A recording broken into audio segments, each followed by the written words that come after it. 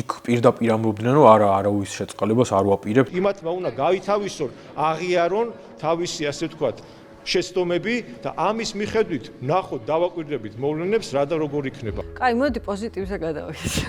ოკეი. 5 და რაღაც ეწერა და 6 და 20 გადავიხადე ბოლოს. რაღაც ჩვეულებრივ კვერცხში. ბატონ ირაკლი, დიდი მადლობა, რომ გულში მოტკირობთ ესე ძლიერად. კახაზგან ბოლონელი არ არის, რა თქმა უნდა, ვალდებული ცალო გულში მოტკირო შალვა აგიმოჟოს. ანუ ბიზნესი რო საკმარის არ იხჩობა საქართველოში. ესაა პრობლემა. ვის არ სურს ქვეყანაში სასურსათო პროდუქტებზე ფასების კნება, რა თქმა უნდა, რადიკალთა ოპოზიციურ ერთობას. ტრამპის და მიშა სააკაშვილის დიდი ბანერი უნდა გავაკეთოთ მთაწმინდაზე გამოვკიდოთ, რომ დაგვინახონ კოსმოსიდან. შერიგებისკენ წავიდეთ და თუ ვინმე არ წავა, ხო თავისი ის არის, ამერე ყველა ვნახავთ რა, ვის უნდა და ვის არ უნდა მშვიდობა. სასულიერო პირებებს პოლიტიკურ განცხადებებს ამ დონეზე არ უნდა აკეთებდნენ. კატასტროფა არის ამ ყველაფრის მერე, რომ კიდე ჩვენ შეიძლება ქართულ ოცნებას ამერიკის დროშებით ვებრძოდეთ რა მოკლედ. გამარჯობა. 2026 წელს YouTube-ზე ახალი ფორმატის ბრუნდებით. მე ვარ მაუწყებლის ჟურნალისტი ანი გიორგაძე და ასევე მაუწყებლის ჟურნალისტ გიორგი ჩაგელიშვილთან ერთად შევეცდებით მოგამარაგოთ ყოველკვირეული მიმოხილვებით, როგორც საქართველოში მიმდინარე ამბებზე, ისე გლობალურ ამბებზე. ეს იქნება საკითხები, მოვლენები, რომელსაც მე და ჩაგელაშავთვლით საინტერესოდ.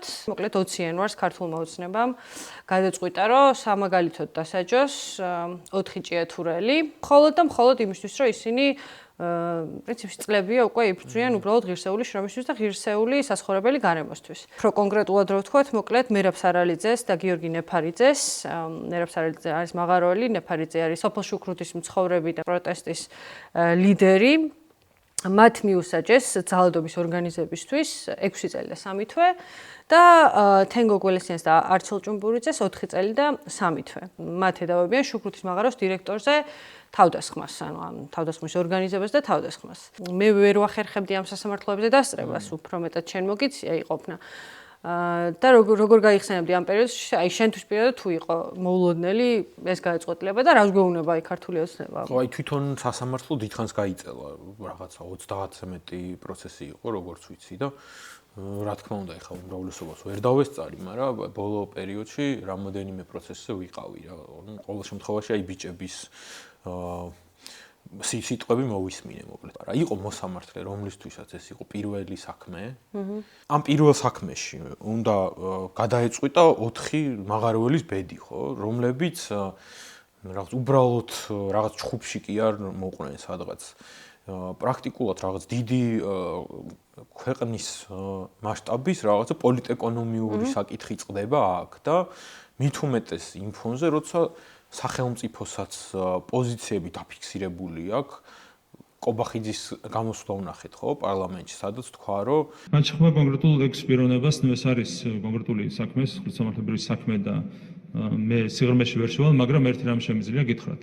როდესაც ადამიანები ძალადობენ, არა მარტო სამართალდამცავებზე, სახელმწიფო წარმომადგენლებზე, არამედ ძალადობენ საკუთარ კოლეგებზეც, სხვა მაღაროელებზე, კონკრეტულ რამეზე ვსაუბრობ. როცა უხეშად ძალადობენ, კრიმინალური ფორმებით ძალადობენ საკუთარ კოლეგებზე, იქ რა თქმა უნდა სახელმწიფომ თავისი სათქმელი უნდა თქვას. ბუნებრივია, კრიმინალი ვერ დარჩება დაუსჯელი. ანუ იმ პერიოდში, როცა განაჩენი გამოსული ჯერ არ არის და სასამართლო პროცესები მიმდინარეობს. და მან დაღნიშნა თან 6 ადამიანი. ხო, 6 აღნიშნა. რაღაც რას ნიშნავს ეგ 6, ხო? კიდე ვიღაცების დაჭერას აპირებენ, სხვებსაც დამნაშავებად მიიჩნევენ თუ როგორ არის საქმე. ეგეც ბუნდოვანია. როგორ გაგრძელდება და რა მოხდება, არ ვიცით. ეს უბრალოდ ჩხუბი არ ყოფილა. დაიხურა ეს მაღაროებში მოპოვება, ღია კარიერებზე აპირებს კომპანია გადავიდეს, შრომითი უფლებები, ხელფასები, ყველანაირი მონოპოვარი, რაც აი ბოლო ალბათ 5-6 წლის მანძილზე მაღაროელებმა შიმშილობით, პირის ამოკერუით, თვალების ამოკერუით, რაღაც მართლა რაღაც თავგანწირვით მიაღწიეს, გამოცხადდა, ხო, რეორგანიზაციის გამოცხადებას აპირებდნენ და იყო მოლოდინი, რომ ანუ კომპანიას იმდენად აღარ უჭირდებით, იმიტომ რომ სამი თვეა უკვე გვაშიმშილებს, ბანკის ვალებს ვეღარ უიხდით, ქალაქიდან უნდა გავიქცეთ, იმდენად აღარ უჭირდებით, რომ ალბათ უკვე корпуსების ძირში რაც არის მანგანუმი მაგის ამოთხრასაც აპირებენ. და მთელი ჭიათურა უნდა გახდეს ღია კარიერი. მე მგონია რომ ვინც მაუწყებელს თვალს ადევნებს, ბევრი შემაჯამებელი ეპიზოდიც ქონია მოკლედ პოდკასტშიც და სიუჟეტიც ვრცელი, სადაც შეიძლება ჭიათურის ამბავი თავიდან ბოლომდე მოისმინოთ, მათ შორის ცოტა ხნის წინ იყო, იმ თლიან თუ გაინტერესებთ, რასაც ახლა ჩაგელა აღწერს, განსაკუთრებით ამ წლის შეჯამება, ინტერვიუ გვაქვს ჩაწერილი ჭიათურის ცოტა ხნის წინ და შეგიძლიათ ამ ვიდეოს უყუროთ, აუცილებლად მიუთითებთ ამას აღწერაშიც. ჭიათურა არის ქალაქი, რომელიც არის მდიდარი, ჩვენთვის ყველაზე საქართველოში ერთ ყველაზე ძვირფასი რესურსით, მანგანუმით და მთელი ქალაქი არის ჩამოკიდებული აი ამ რესურსზე და მაღაროელების მდგომარეობაზე. როგორც კი მაღაროელებს ექნებათ მოკლედ საფრთხე, მათ შემოსავალს ექნება საფრთხე და მათ შრომას, მაშინ ეს ამას გრძნობს მთელი ქალაქი. სანამ ამ 4 ადამიანს დაიჭერდნენ, იმედმა და პოზიტივი, როგორც ხდება ხოლმე, ფაქტობრივად წინასწარ დაანონსეს დაკავების შესახებ. შეცდომით თავიდან ტარიელ მიქაცაძე და მირზა ლოლოძეზე იყო საუბარი, რომლებიც ამ დროს თბილისში იმყოფებოდნენ და ჰქონდათ კაფე პრაქტიკაში პრესკონფერენცია, სადაც იმყოფებოდნენ იმედი ჟურნალისტი, პოსტების ჟურნალისტი, შენც მათთან ერთად და იქ ეკითხება იმედი ტარიელს. სერგო-გობერიძეზე თავდასხმად თქვენ დააუგანიზეთ. რეაქცია არის როგორც სიცილი. ბრალდებლები ესე იყვნენ ეს ორი არხის იმედი და რუსთავიერის ჟურნალისტები, ისხდნენ რაღაცა როგორც პროკურატურასავით, ხო. აპირებდნენ ტარიელის და მირზას დაკავებასაც, ხო? მაგრამ თბილისში აღმოჩნდნენ იმ მომენტში და უბრალოდ ფიზიკურად ვერ მოებმეოდა ეს რაღაცა კუდი, არ შეიკრებოდა ამბავი. ნუ ოცნება გაბოროტებული როა გასაგებია და ბოროტი გადაწყვეტილება რომ მიიღეს, მაგრამ აქ არის ძალიან მნიშვნელოვანი რატო აკეთებს და რატო ჭირდება ქართულ ოცნება სამაგალითოდ დასჯა, ხო? ჭიათურელების და ეს ეხება ნებისმიერ ქალაქს, ნებისმიერ ინდუსტრიულ ქალაქს, ნებისმიერ რეგიონს, რომელშიც დაგეგმილია დიდი ინფრასტრუქტურული პროექტები და ერთგვარი გაფრთხილება არის, რომ აი შენ ვერ უნდა გაბედო, მოკლედ სამომავლოდ პროტესტი, იმიტომ რომ ხო, აი ესე ამ გაჭირებულ ხალხს, რომელიც წლებია ისედაც ანუ სიცოცხლისთვის საფრთხის შემცველ საქმეს ეწევიან კაპიკებად, მე თუ მას დავსჯი 6 წლით, შენ რას გაგიკეთებ, ხო ხდები რა? ძალიან მკაფიოდ უნდა გვესმოდეს, რომ ჭიათურში პირდაპირ ქართული ოცნება არის წარმოდგენილი რა ამ კომპანიასთან ერთად, ანუ 2017 წლიდან ამ კომპანიას მართავს პირდაპირ ქართული ოცნება. ამ კომპანიის ბორდის წევრები არიან ქართული ოცნების დეპუტატები, მაგალითად მარიამ ლაშხი და ეს არის მნიშვნელოვანი რესურსი მოკლედ რა, აქედან შემოსული თანხა ჯორჯია მაგალითად. მათ შორის პროპაგანდისტვისაც ხო? აუცილებლად. რუსთავიერის მფლობელი, ამავდროულად არის ბატონი გიორგი კაპანაძე. თავმჯდომარე. კი ბატონო, მეწილე. და ნუ იქ არის კიდე ბევრი პატარ-პატარა შეპსები, ასე რომ აღვქვათ, მოკლედ ბევრი შეპსე მოიპოვებს პატარა ბიზნესი მანგანუმს თხრის განადგურების განადგურების ხარჯზე. მე ესენი აბარებენ ჯორჯია მანგანეში და საბოლოოდ ეს ნახა ნაწილდება მე წილებში. ამ ბიზნესმენებიდან ბევრი არის პირდაპირ ქართული ოცნების შემომწირველი და უფარავად. ვინ არის მფლობელი, სად მიდის ეს პროდუქტი, რაში გამოიყენება, სრულიად ბუნდოვანი. სად იყიდება, ანუ რა აი არ ვიცით რა საქართველოს ხო აი დიდი საექსპორტო პროდუქტი არის სრულიად დაფარული. ხო. და შემთხვევითი არ არის, როდესაც ირაკლი კობახიძე გამოდის და ფაქტობრივად წინასწარ განაჩენს აცხადებს, ხო? მაღაროელების. ეს არის ოცნების ფული, რომელსაც ისინი კბილებით იცავენ. რაღაცა წარმოების ჯაჭვის ნაწილია. მთლიანად, ანუ რაღაც დიდი ბიზნესის წარმოების ჯაჭვი არის მიბული ამ რეგიონის ექსპლუატაციაზე და რაც შეიძლება ესე იგი იაფად ამ რესურსის მოპოვებაზე და ადგილობრივებისთვის ყველანაირი უფლების ჩამორთმევაზე, ხო? აი მაგალითად თბილისში სასამართლოებზე თუ არის ეს გამოცდილება, რომ სრულმოწმეები და რაღაცა ერთი ბრალდებული მეორეში ერევა მოწმეს, ხო, მახსოვს ეს ესეთი რაღაცეები ჭიათურის შემთხვევაში ხდებოდა. შეგიძლიათ მიმითითოთ, რომელია ბატონი ვალერი? ახალი პირდაპირ დგას. ბატონო? აი დგას პირდაპირ. კარგით, მადლობთ. იცით რა მაინტერესებს, როცა ჩამოიყვანეთ უკვე თბილისში ბატონი ვალერი? დიახ. ჯერ დაუბრუნდით. რომელი არის აბა ბრძანეთ. აი ეგ პირდაპირ მიყურებს. იყო მაგალითად ესეთი შემთხვევა, რომ მოწმე რომელიც ამბობდა, რომ თენგო გველესიანმა დაარტყა ხელი, მე დავინახე, ვერ გაარჩია მე გიორგი ნეფარიძისგან თვითონ სასამართლო პროცესზე. მე მინდა რომ რავი ჩვენ რაც შეგვიძლია კიდევ ერთხელ გავავრცელოთ ინფორმაცია მათი პლატფორმის შესახებ, ესეთი გვერდი აქვთ Facebook-ზე მაღაროელი და პირდაპირ შეგიძლიათ ინფორმაცია მუდმივ რეჟიმში მიიღოთ მათგან. ეხლა არის ძალიან რთული პერიოდი ჭიათურისთვის, ანუ 1500-მდე მაღაროელი სამსახურის გარეშეა დარჩენილი. როგორ მოხდა ეს და რატომ აუცილებლად აღწერაში გვექნება ლინკი და შეგიძლიათ თავიდან ბოლომდე ნახოთ ვიდეო და რაც მთავარია, მაღაროელებს სჭირდებათ მუდმივად აი 1500 ოჯახს მინიმუმ და არა მარტო დანარჩენ მოსახლეობას, რომელიც დამოკიდებულია 1500 ოჯახზე, სჭირდება მუდმივად დახმარება უბრალოდ გადარჩენისთვის და მაღაროელი დროდადრო მოკლედ ანგარიშის ნომრებს აქვეყნებს ხოლმე და თქვენ შეგიძლიათ მცირედით მოკლედ წვლილი შეიტანოთ ამ ბრძოლაში და დაეხმაროთ მათ უბრალოდ გადარჩენისთვის. ქართულმა ოცნებამ ესე საკმაოდ ბრუტალურად დაიწყო წელი, შეიძლება ითქვას და ძალიან ესეთი მძიმე საყურებელი იყო ნათლისღების დღესასწაული თბილისში მაგალითად და გლდანის და რუსთავის ციხესთან განსაკუთრებით. ამ აქციების დროს დაკავებული პატიმრების ოჯახების წევრები მოკლედ ნათლისღების დღესასწაულზე რაღაცნაირი, ბევრი მათგანი კი აღნიშნავდა, რომ რეალურად იმედი არც ჰქონდათ შეწყალების, მაგრამ რა თქმა უნდა, ყოველთვის არსებობს მცირე იმედი. აი ქართული ოცნების პერსპექტივიდან რო დავინახო ეს მოვლენა, ხო? აი რაღაც ამ ფაზაში რო ხარ შესული. განადგურებული ოპოზიციის პირობებში. გეოპოლიტიკურად ურთულეს ვითარებაში, რომელიც ხო ხდები ბევრ ადამიანს იმ მდგომარეობაში აყენებს, რომ აი უკვე ისეთ ამამადაც შეიძლება არ იყოს ამ ასე ვთქვათ აქტიურ ანტისამთავრობო პროტესტში, ხო ჩართული უკვე რაღაც ყველა დაზაფრულები ვართ, ყველაფრით რაც გარშემო ხდება. ვერ ხვდები რატომ არ შეიძლება იყოს პოლიტიკურად მათი პერსპექტივიდან სასარგებლო, რომ თუნდაც არ ვიცი, მზია ამაღლობელი გარეთ იყოს. ანუ ვერ ხვდები ბოლომდე ამ პერსპექტივას რა.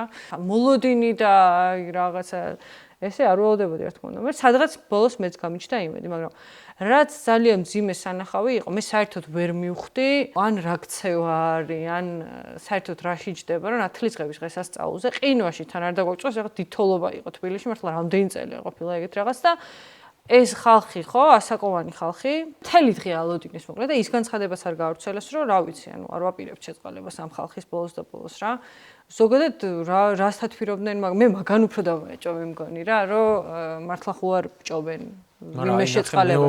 ღამის 11 საათამდე მოკლედ განცხადებაც არ გაავრცელა პრეზიდენტის სამსახურმა და რავი, რას ემსახურება? მე მგონია, რომ აი მან რაღაცა ცოტა ორმხრივ პრობლემასთან გვაქვს ალბათ საქმე რა. თვითონ რაღაც ოპოზიციურად განწყობილი აქტივისტებიც ალბათ რაღაც ზედმეტ მოლოდინებს იქმნიან ზოგჯერ ხელისუფლებისგან, იმიტომ რომ მეორე მხარეს იმედის საინფორმაციოებს უყურებდი ეს დღეები და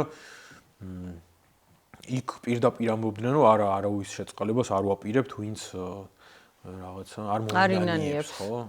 აი, რაც ეს უცნობმა რომ იდეა გააჟღერა, იმის მერე იქიდან მოყოლებული, პრინციპში, ანუ ქართული ოცნებისგან ეგ გვესმის, რომ არც კი ინანიებენ და რატო უნდა შევიწყალოთ. ეს რეალობა უნდა გაითავისოს იმ ახალგაზრდებმა, რომელიც კიდევ მოტყუებულია და დაკავთ ყოველ დღე და ის ადამიანები, რომლებიც არიან ციხეში. იმათმა უნდა გაითავისონ, აღიარონ თავისი, ასე ვთქვათ, შეცდომები და ამის მიხედვით ნახოთ დავაკვირდებით მოვლენებს რა და როგორ იქნება. ცოტათი მეტი სიფრთხილე არის ალბათ საჭირო მასეთ თემებზე. აი ეცი რა არის მესმის ეს სიფრთხილე, ხო? ხედავდით როგორ მოლოდინი არაფერს არ აფუჭებს თავისთავად. თუ არა რაღაც ისეთი ფსიქოლოგიური რაღაცა დამატებითი სტრესია ალბათ ოჯახებისთვისაც და პატიმრებისთვისაც რა და მე მაინც რაღაცნაირად მგონია რომ ხო, ანუ ქართული ოცნებისგან ესე რაღაც საჩუქრებს არ უნდა ველოდოთ რა.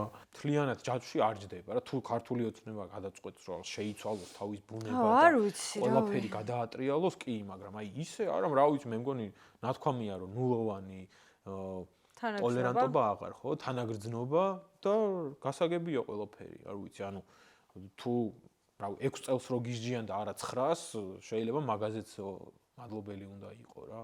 მან საინტერესო იყო ასევე რომ საპატრიარქოს წარმომადგენლები ხო აი მაგალითად იაკობის განცხადება იყო, რომ ბოლოს და ბოლოს შერიგებისკენ წავიდეთ და თუ ვინმე არ წავა ხო თავისი ის არის, ამერე ყველა ვნახავთ რა, ვის უნდა და ვის არ უნდა მშვიდობა. მან ერთი ფრაზა თქვა, რომელიც არ ესიამონა სხვადასხვის ქართული ოცნების წევრებს, კერძოდ ბატონ ვოლსკის. საქართველოს ისტორია არც ეხლა იწყება. არც 2003 წლიდან დაწყებულა, არც 2012-დან დაწყებულა და არც 2026-დან დაიწყება რა. ამან გაღიზიანა ვოლსკი მოკლედ რა, რომ არ უნდაო ეგეთი ბაზარიო. თორე სასულიერო პირებს პოლიტიკურ განცხადებებს ამ დონეზე არ უნდა აკეთებდნენ და ბრალს არ უნდა დებდნენ რომელიმე მხარეს, როგორი პოლიტიკური გემოვნებაც არ უნდა ქონდეს. სრულად ხელოვნურად შექმნა კონფლიქტი ჩვენმა ხელისუფლებამ. და ეხა რავი, არ უნდათ შერიგება და ანუ რა უნდათ? ხო, არ ვიცი, აბა შენ არ ვიცი, მათი პერსპექტივიდანაც რო გავყვეთ, რომ მათ გადატრიალებას უპირებდნენ, მოკლედ უცხოური ძალების ჩარევა და რაღაც დესტაბილიზაციის მცდელობები აღკვეთეს. აი ამ პერსპექტივასაც რომ მივყვეთ, რაღაც ეშმაკის ადვოკატად რომ მივყვეთ რა, ანუ ხო, ანუ ვინც არ გიპირებს იმასაც რო უპირისპირდები და იმის ლანძღვასაც რო იწებ. არა, ეგ ხო იყო ეხა მართლა. ნუ სრულად უნდა რა მოსუფთავება. რამდენი რაღაცნაირად ვერ ხვდები, რომ სტაბილურად შეუძლიათ ამ სიტუაციის შენარჩუნება ისე, რომ უბრალოდ ბევრი ფული აკეთონ, უფრო ვიდრე აკეთებდნენ. ანუ ამ ქვეყანაში ყველა იყოს ჩუმად, მუდმივად. რა ვიცი, წავიდეთ ამ ქვეყნიდან და დარჩნენ მარტო მოჩილი ადამიანები, არ შეუძლებელია. აი მოლოდინთან დაკავშირებით რო გქონდა ეგ. მე მესმის, ანუ ის რომ რაღაც ამოცანაში მეტნაკლებად თანხმდებით რაც არის, მაგრამ აი ეს რაღაც ტიპის გადამლაშებების საჭიროებას ვერ ხედავ. არ ვიცი, ამაზე თუ ოდესმე მივიღებ პასუხს, იმით კი არა, რომ ბოროტებით ვარ გაოგნებული, ამას შეუძლებელი მისია. ტროტუარზე დგომისთვის, რომ ვიღაცა შეიძლება სისხლის სამართლის საქმედ გადაუკვალიფიცირდეს, ჯერ ადმინისტრაციულ საქმეში რომ ტროტუარზე დგომა და ქვეითების მოძრაობის შეზღუდვა რაღაცა, აი ესეთი სიგიჟეები ხა იმას აღარ ვამბობთ, როგორ არის ეს კანონები განმარტებული. ეს რო შეიძლება პოტენციურად სისხლის სამართლის საქმედ გადაიქცეს, ანუ ეს ხო შოკის მომგვრელი არის მართლა, ანუ ხო და მე სულ ვცდილობ და რაც დრო გადის, კიდევ უფრო მეტად, ვიდრე შეიძლება შაშანა იცხელ გულზე, ეხლა კიდევ უფრო ვცდილობ, რომ რაღაც ტიპის ლოგიკა ავაწყო და მე მაგიტომ მქონდა მაქედან გამომდინარე, რომ ფულის შოვნის გაგრძელება თითქოს ისეთ შეიძლება, რომ რაღაც ტიპის შემხედრი ნაბიჯი გადმოადგა, მაგრამ ალბათ არ აქვთ მაგის საშუალება რა. და მაგის გაგრძელების პერსპექტივაც, ანუ არ ვიცი, ანუ შესაძლებელი არის. ან რაღაც ტიპის მე მგონი არაა შესაძლებელი ამ აი არ ვიცი რა, აი ეგრე პირდაპირ რაღაცა დესპოტიზმში გადასვლა, ანუ არ მგონია უბრალოდ ეს ქვეყანა მგონია რომ მაგ გზაზე დიდხანს თუ გააგრძელებს სიარულს, ვეღარ იფუნქციონირებს. კაი, მოდი პოზიტივზე გადავიდეთ. ახალ ხო, ოკეი. ძალიან პოზიტიური. კი, ანუ ეს ნათლისღების მერე ხო აღარ უნდა ჩამოხსნათ ყველაფერი, მაგრამ ეს ორი რეკლამა აუცილებლად უნდა განვიხილოთ. საქართველოს ბანკის და TBC-ის ახალი წლის რეკლამებით ვნახე, ამასთან დაკავშირებით. რას ფიქრობ? რომელი რეკლამა უფრო მოგეწონა? TBC-ს გაიმარჯვა. ანუ ოღონდ ისეთი თულად უყურე რა. ძალიან გამიჭირდა. ანუ ორივე გავთიშე პირველ შეხედვაზე, რავი, 10 წამში. მე ძალით უყურე. ვიცავ. ანუ ძალიან ანუ რთულია რა მართლა. მე მართლა ემოციურად ძალიან გამიჭირდა მაგის წყნარად ყურება. ხო, და აი რატო გქონია რომ ეს ტორმუზი რატო არ აქვს ხოლმე რომ აი სადღაც ხო შეიძლება გაჩ რაღაცა თემას არ შეეხონ რა მოკლედ ვისაც არ გინახავთ საქართველოს ბანკის რეკლამაში მაგალითად შვილი ელაპარაკება ემიგრაციაში მყოფ დედას და მოკლედ მთელი ვიდეო არის იმაზე დედა როგორი გაბედულია რომ ემიგრაციაში თავს ირჩენს და ოჯახს არ ჩენს კაი დე მეჩქარება უნდა წავიდე მე რა დაგირეკავ აიდე კოცნი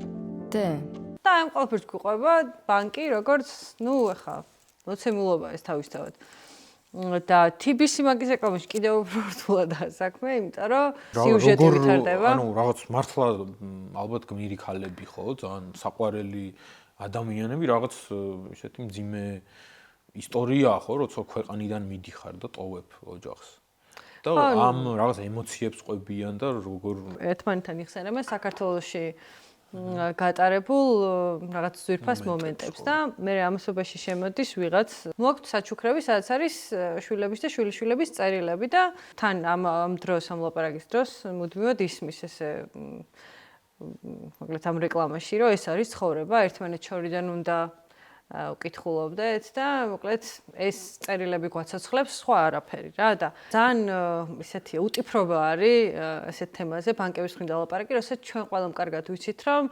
ბანკები არიან პირველი მიზეზი, რის გამოც ხალხი მიდის ემიგრაციაში, იმისთვის რომ ეს კოლოსალური სესხები დაფარონ, იმისათვის რომ საცხოვრებელი შეიძინონ, მათ შორის თავის შვილებისთვის პირველ რიგში. თითოეულ თეთრს ეს ხალხი ზოგავს იმისთვის, რომ მოკლედ საქართველოში ოჯახებს გამოუგზავნოს. უბრალოდ აი ამ ვიდეოზე რაღაც შეურაცხყოფა იყო. აი რო ჩავრთე რაღაც ეგრე აღვიქვი რა, რომ აი ვიღაცა არ ვიცი ადამიანი რო რა ვიცი რაღაც შეურაცხყოფას რო გაყენებს. რაღაც ესეთი ამბავი არისო. არაფრიდან რაღაცა რომ უცბად ადამიანი გადმოდის რაღაცა ისეთ. აი ჩვენ ხომ მივეჩვიეთ აი უკვე ეგ დონეა გაიგე, რომ ანუ რა ვიცი მე ამ ხელა პროცენტს გახდევინებ იპოთეკური სესხი გაქვს რა ვიცი შეიძლება სახლი წაგართვი მაგიტო წავიდა შენი მშობელი ქვეყნიდან შენ მაგიტო წახვედი შენ ამ ქვეყანაში არანაირი პერსპექტივა არ გაქვს იმიტომ რომ მე და სამშენებლო კომპანია ერთად რაღაცა ისეთი პირობებით ვაშენებთ და ისეთი პირობებით გაძლევთ მე სახლს რომ ანუ ვერასდროს ვერ იყიდი და აი პრაქტიკულად რაღაცა განწირული ხარ რა, საშუალო სტატისტიკური ადამიანი ხარ განწირული რომ საქართველოში შენი ადგილი არ არის და ანუ ეს იქ რო წახვედი რაღაცა ცხოვრება რო აქ მთლიანად დაინგრიე და უბრალოდ რომ ვიღაც ოჯახის წევრი რომელიმე ან რავი შენი მომავალი რაღაცნაირად იბრძოლო რომ იქ კიდე გადაარჩინო და რაღაცა შავი სამუშაო ვაკეთო რომელიც რა ვიცი ანუ დიპლომებიანი ხალხია ხო, ბევრი წასული, რომელიც არ ვიცი, რაღაცა ინჟინერი უნდა იყოს აქ, ფიზიკოსი უნდა იყოს, რაღაცა სხვა პროფესიის მასწავლებელი უნდა იყოს. თვითონ ძარცვა არის რა, სიღარიბე არის ნორმალიზებული. ანუ სიღარიბე თითქოს არის მდგომარეობა, რომ აი გავიღვიძეთ და ღარიბი ვარ და ანუ უბრალოდ ვარ ღარიბი და წვლილი არ მიუძღვით ამ კომპანიებს, ამ ბანკებს, ამ კლინიკებს, ამ მთელ ჯანდაცვის სფეროს. აი რო ყველას და ყველაფერს იმაში, რომ ანუ დღეს რო გაიღვიძო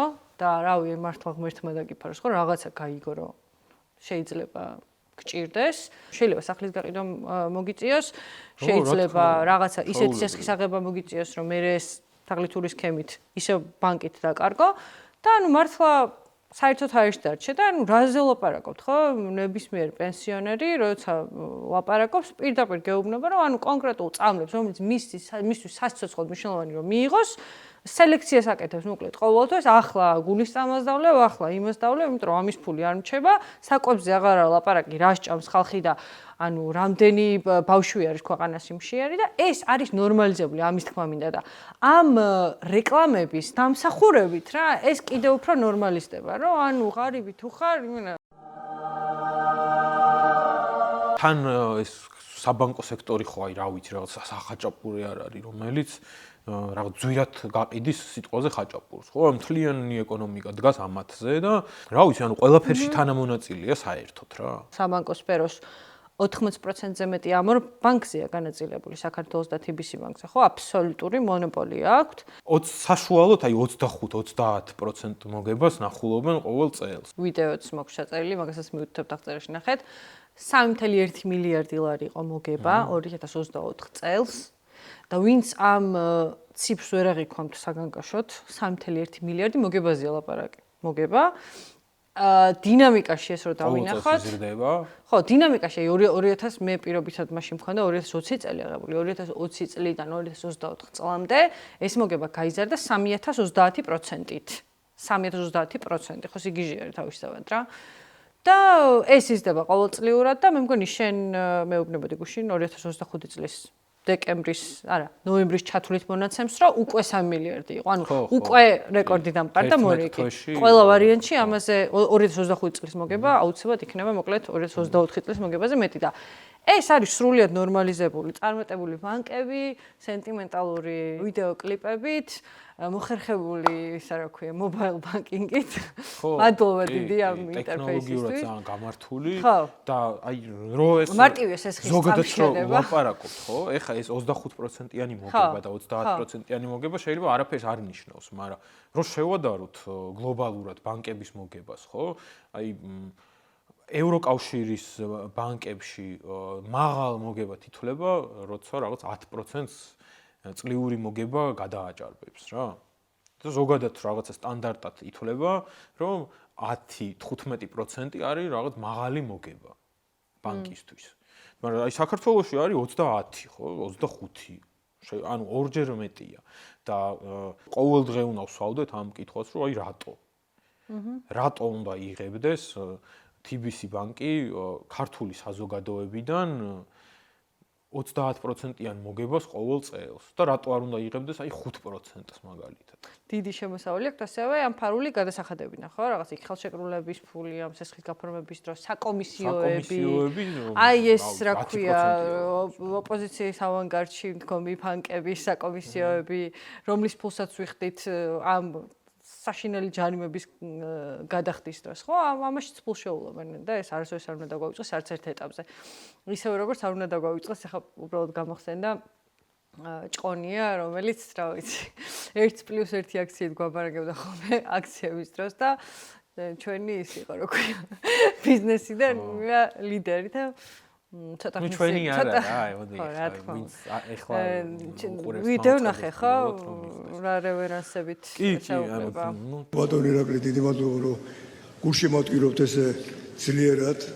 კახაზგან ბოლონელი არა, რა თქმა უნდა, ვალდებული ცალო გულშემატკივრი იყო შალვა აგიმაჟოს. ყველაფერი თავის ადგილზე უნდა დავადგეს რა. საჭიროა ვიღაცას ჯერ კიდე რო არ აქვს გააზრებული ვის ვინ უნდა ასე ვთქვათ მოიაზროს თანამებრძოლად, ეგ ძალიან დიდი პრობლემაა. დემოკრატია, ანუ ჩვეულებრივ ადამიანს, ხო? ანუ უნდა გაუიაზროთ, რომ ანუ აუცილებლად გვჭირდება ყველას, უფლებები გვჭირდება ყველას, მაგრამ არ ვიცი, ან ხაზარაძეს, ან ჭყონიას ის რომ ჩვენ მეტი უფლება გქონდეს, არაფერში არ ჭირდება რა. ის რა ვიცი, ზოგჯერ ავტორიტარიზმის პირობებში უფრო დიდ მოგებას ნახავს და უფრო მეტად გამდიდრდება პოლიტიკურ ძალაუფლებასაც. ანუ ავტორიტარიზმის პირობებში გამდიდრდნენ და გაიზარდა კოლოსალურად ამ ბანკების მოგებას, ანუ იმედის ერთ-ერთი ჟურნალისტი გვაუწყებს, მოკლედ, ხო, გვაუწყა, რომ მართლაც ესე იგი სუპერმარკეტებმა კვაბახიძის გამოსვლის შემდეგ ფასები მნიშვნელოვნად ხო დააკლეს პროდუქტებზე ფასები და შენი გამოცდილება როგორია? იგრძნობა უკვე ესე იგი მაღაზიაში ვიყავი ბოლოს გუშინ.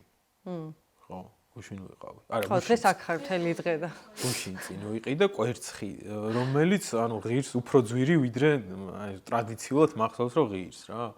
მე შევატყვე 5 ლარი და რაღაც ღირ დაადე და ეხა ღირს 6 და რაღაც. აი ნიკორაში მქონდა ეგ გამოცდილება ნამდვილად რომ 5 და რაღაც ეწერა და 6 და 20 გადავიხადე ბოლოს რაღაც ჩვეულებრივ კვერცხში. აი ეგ რა ციფრები თქვა? 200, ასე იგი დღეშიო რა, ოღონდ კვირის პროდუქტებს ყიდულობა, კვირაში 200-250 ლარით ნაკლები მიჩნდება პროდუქტები, ვიდრე მიჩნდებოდაო და საარსებო მინიმუმზე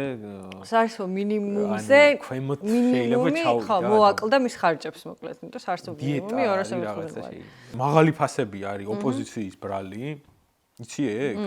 არა, ეგ არ ვიცი, ეგ მას არ ვიცი. ხო, ოპოზიციის ბრალია რა. ვის არ სურს ქვეყანაში სასურსათო პროდუქტებზე ფასების კნება, რა თქმა უნდა რადიკალთა ოპოზიციურ ერთობას. მათ ვიწრო პოლიტიკურ ინტერესში მოქალაქეთა სოციალური მდგომარეობის გაუმჯობესება არ შედის. სინამდვილეში კი პროდუქტზე მაღალ ფასნამაც მათთან დაკავშირებული კომპანიები აწესებენ. მაგალითად, იმ სადისტრიბუციო კომპანიებიდან, რომელსაც დღეს ბაზარზე 14%-იანი მოგება აქვთ, ერთ-ერთი მფლობელი ლელოს ლიდერი მამუკა ხაზარაძეა. ხო და როგორ გადაწყდა ეგ? ანუ იმიტომ რომ კვაბახიძის ვიდეო რაც იყო, იქ იყო საუბარი, რომ ეს სუპერმარკეტები, მოკლედ იმის გამო, რომ არიან გარიგებაში ერთმანეთთან შესული, ფაქტობრივად განსაზღვრული აქვს მაღალი ფასი. კვლევა აჩვენებს, რომ საქართველოში ქსელური მარკეტების ფინანსური მოგება ევროპულზე ბევრად მაღალია.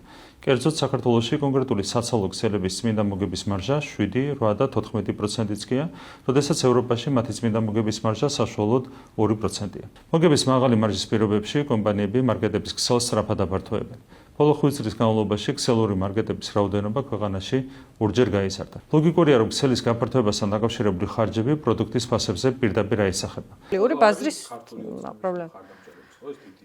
კი, მე რაც ვნახე, ანუ ხა ცოსოფხაკაძე, სმარტის ხლობელი და ბიძინა კარფურის მიღმა, არჩილ გეგენავა, კიდე კახაბექაურია, ეს გულისხმობ ისეთ ქსელებს რა, ყველგან რა, ორინაბიჯი, გვირილა, დეილი, მაგნიტი, რაღაც ნიკორას ერთ-ერთი ფლობელიც. რავი, რა მაღაზიაშიც დავდივარ, მოკლედ რო ვთქვა, არის ოცნების, მაგრამ იმედზე რო ჩართავ ახალ ამბებს, თუ შეხვდა ეს ფასების თემა, არის რაღაც უამრავი სხვადასხვა რაღაც ერთმანეთთან დაუკავშირებელი ინფორმაციის რაღაც ნაზავი თუ აი არ ვიცი როგორ უნდა აუხსნა რა, აი ყველაფერია. ანუ იქ სიმართლესაც გაიგებ, ტყუილსაც გაიგებ, იმასაც გაიგებ, რომ აი რა ვიცი რაღაც გლობალური ომის პარტია ებრძვის ქვეყანას და მაგიტოა ფასები.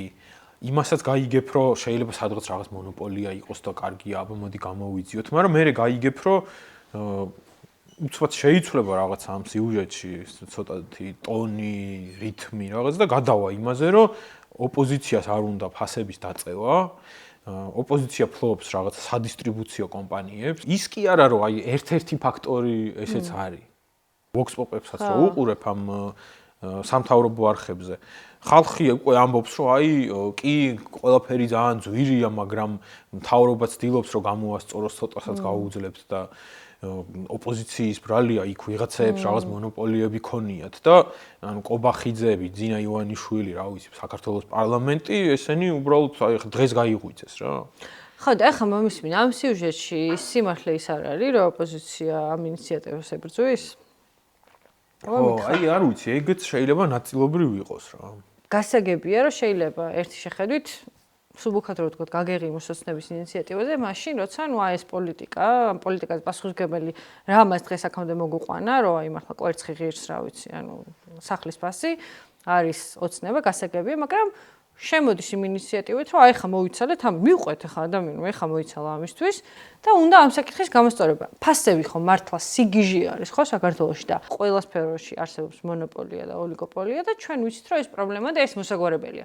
ეხლა შენ რო ის ხარ, რა ქვია, აქედან რა, ანუ პოლიტიკური ოპოზიცია. შენი პირველი რეაქცია როგორ უნდა იყოს ის, რომ ეს არის ბიზნესის ხრჩობა. ანუ ბიზნესი რო საკმარის არ იხრჩობა საქართველოში. ესაა პრობლემა. და არა ის რომ რა ქვია, ხელები, ბინძური ხელები ვისგან, არჩილ გეგენავასგან, თუ სასოფხაკაძისგან. შენ ხო პირიქით ამ დროს სატოპკეს გიგდებს ხო ქართული ოცნება, რომ უფრო მეტად შეუტიო და მეტი მოითხოვა, რომ აქამდე საჯანდაბაში იყავი, ხო? თვითონ ამის ახსნაში ბევრი ენერგია დახარჯა. ხო, რომ როგორ მოვედით აქამდე, რომ ეს ხდება და ეს ფასები გვაქვს და ვისი პასუხისმგებლობა და როგორც ესე იგი ქართული ოცნება ხელისუფლებაში ყოფნის დროს არის ამ ბიზნესების მფარველი, მეწილე, რა ვიცი, ხელის შემწყობი ყველანაირად, ხო? ნებისმიერი დიდი ბიზნესის. ეს ოპოზიციაც, ხო? ანუ ეს ოპოზიციაც ალბათ ამ ბიზნესებთან რაღაცა თანამშრომლობის სურვილით არის გამსჭვალული. მე იმედს ყურებაც არ მიჭირს, მაგრამ ანუ აგერ რო უყურე ხო თქვი შენ თვითონ რომ იქ სიმართლეც არის აი იმედს შემიძლია რომ აი ჩვენი უბედურება ესე იგი ქართველიერიც არის ეგ რომ ოპოზიცია ორივე მხარე ნახევრად მართალია. ხო, ორივე ნახევრად.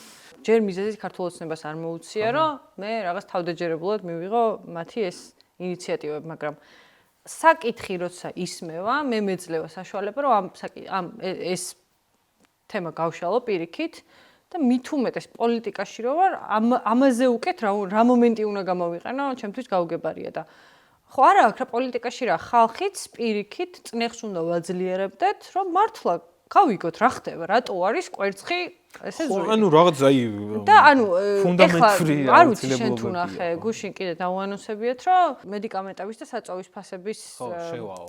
ისიც შევაო კომისიის თემაში, ხო. კომისია ამ ფასებსაც გამოიძიებს მოკლედ. ანუ ჩვენ რო გვაქვს გამოცდილება, რომ წამლებს 900%-იანი ფასნამატი შეიძლება კონდეს ფასზე და ხალხი ყოველდღე თურქეთში მაგისთვის გადადიან, რომ მედიკამენტები შეიძინო და მეც მქონია ეგ გამოცდილება თურქეთში რომ დრო გამიტარებია, რაღაცა ინსტინქტურად რომ მედიკამენტებს ყიდულობ, ხო იცი და იმარაგებ, რომ იცი რომ უფრო იაფია, ხო? მით უმეტეს ხა თურქეთში ისეთი ინფლაცია, ამის ფონზეც რო სხვაობა, ესე იგი საერთოდ კატასტროფა ხდება. უნდა გავზარდოთ თამასს. უნდა ვიმსჯელოთ რა რაზე ვსაუბრობთ, ხო? ვაყენებდეთ ანუ იარაღად უნდა ვაქციოთ ეს ჩვენს ხელში, რომ იმაზე რამდენი ხანით ვლაპარაკობდით, ხელისუფლება გამოდის და რა თქმა უნდა ის ეცდება, რომ თავის სასარგებლოდ დაცვას ეს აქცენტი, ანუ და რაღაცა ახლა გამოიგონებს სადისტრიბუციო კომპანია თუ იქნება ერთ შემთხვევაში მიზეზი, რაღაცა იქნება ხამ შემთხვევაში, იმიტომ რომ ახლა აფთიაქებსაც აი გეხვეწებ გადავხედოთ ვინ არიან, ანუ არიან ყველა დიდ ბიზნესში არიან დეპუტატები, რომლებიც ერთ დროს იყვნენ ნაცებში, მერე იყვნენ ქოცებში და აი მართლა რა ვიცი, რა ქვია იმას ნაცკოცები. არა, ძარღვი რო აქვს რა გაწყვეტილი. აი, კახა ოქრიაშვილი არის ჩემთვის, აი, უბრალოდ აი, ყველაფრის მაგალითი რა. ჩვენ ახლა დასასრულისკენ უნდა წავიდეთ, ისეთ ბევრი იყო სალაპარაკო საქართველოში მიმდინარე ამბებს და ამიტომ ძალიან გვინდოდა, ვიცი შეგალ შენ ძალიან გინდოდა განსაკუთრებით, ვერ გადავედით საერთაშორისო ამბებს, მაგრამ აუცილებლად დავუბრუნდებით შემდეგ ეპიზოდში. და განსაკუთრებით ესე ახლოს დავუბრუნდებით იმ საკითხს, იმ ისტერიას, რაც მოკლედ მაუწყებლის გვერდზე ხდებოდა იანვრის დასაწყისში, ხო? რაზეც ეს პირველი ისტერიკა იყო ვენესუელას ამბავი, ტრამპის სპეცოპერაციები 2026 წლის და ჩვენი მცდელობა იქნება, რომ რაღაცა ქართულ კონტექსტში გავიაზროთ ეს ყველაფერი. როგორ უყურებთ საერთოდ მსოფლიოში მიმდინარე ამბებს, რომ მგონია, რომ დღეს შეიძლება ეს ძალიან მნიშვნელოვანი იყოს, თუნდაც ჩვენი შიდა პოლიტიკისთვის რა. ვენესუელას ნავთობი რო ვენესუელას ხალხს ეკუთვნის, ანუ ეგრო დავწერეთ, მე რაღაცა ბევრი კუდი მოება, ხო? რომ ხო და ნუ სასაცილო ის არის, რომ მემარცხენეებმა გვიღალატეს და რაღაცა დიქტატურა იმ ადამიანებს, რომლებსაც რეალობის გააზრება ძალიან უჭირთ და ცოტა რაღაცა აი შეტევები ემართებათ ხოლმე, მე მგონი პერიოდულად რეალობის გაგებაზე და აღქმაზე უნდა დავეხმაროთ რა, იმიტომ რომ რა ვიცი, ეხლა ჩვენ ქოცებისგან განსხვავებით რაღაც ნიშნის მოგებით და რა ვიცი სიხარულით და იმითი არ ვამბობთ ამას, რომ ვიღაცას რაღაც არ ესმის და არა ადეკვატურად აღიქვავს რა.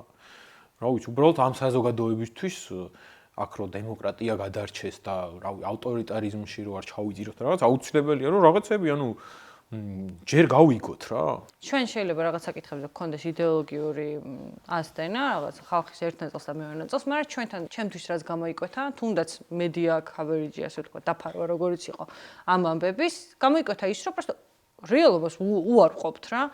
ანუ ტრამპი რომ გამოდის და პირდაპირ იძახის პირობითად, მე ვენესუელაში შევდივარ ნავთობისთვის, ანუ ვიღაცა უნდა გამომიხტეს და მიმტკიცოს, რომ არა, ის შედის, რათა დაამყაროს დემოკრატია. ანუ კატასტროფა არის ამ ყველაფრის მერე, რომ კიდე ჩვენ შეიძლება ქართულ ოცნებას ამერიკის დროშებით ვებრძოდეთ რა მოკლედ. ტრამპის და მიშა სააკაშვილის დიდი ბანერი უნდა გავაკეთოთ მთაწმინდაზე გამოვკიდოთ, რომ დაგვინახონ კოსმოსიდან რა. ხო, აი, წარმოუდგენელია და. ვითხოვთ ხელას. ხო, აი, იმ საკითხებს მოკლედ უფრო შევესწრებით, რომ გავშალოთ. ერთი მინდა გთხოვოთ, რომ გამოიწეროთ ჩვენი არხი და ჩართოთ ზარის ღილაკი და ასევე ძალიან გვაინტერესებს თქვენ რას ფიქრობთ იმ საკითხებზე, რომლებზეც დღეს ვისაუბრეთ და მათ შორის აი რა მოვლენებზე შეიძლება იყოს თქვენთვის საინტერესო ჩვენი აზრის მოსმენა. აუცილებლად წავიკითხავთ თითოეულ კომენტარს, ამიტომ იაქტიუროთ კომენტარებში და შეძლების დაგვარად გიპასუხებთ. მადლობა და დროებით.